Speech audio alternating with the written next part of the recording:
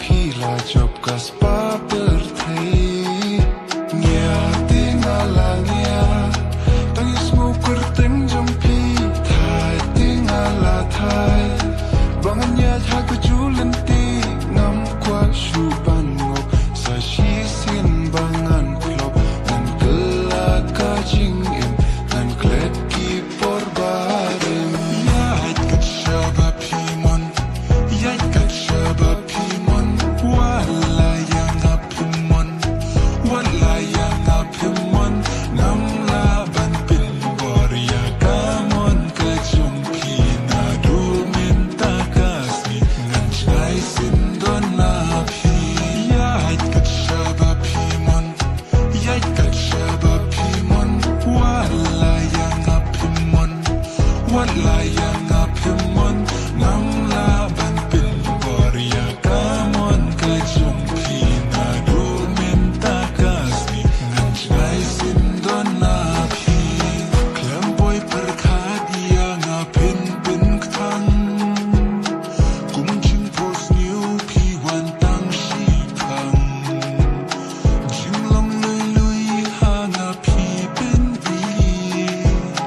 jing long bare shalen det na yo i nya tingala nya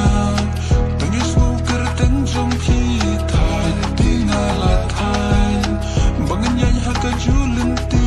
ngam kwa shu ban no sa shi sin bangan klop nan kela ka jing em nan klet ki por barim ya kat shaba pimon ya kat shaba pimon wat la yang apimon wat la yang apimon nam la ban pin bor ya kamon ka jom pi na do min ta kasni ngan chai sin don na pi ya kat shaba pimon ya kat shaba pimon wat la yang apimon wat la yang apimon nam la ban pin bor ya kamon ka jom pi na do min ta kasni ngan chai sin don na pi ya to yang ha ai nga du na pi lek lot sha wai pi tha ba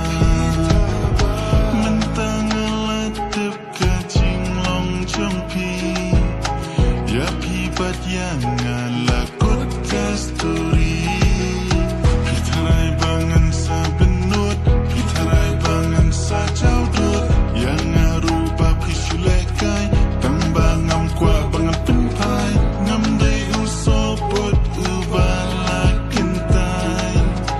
lưng ti ba kil luet nya hon bangan ya het ka shaba pimon ya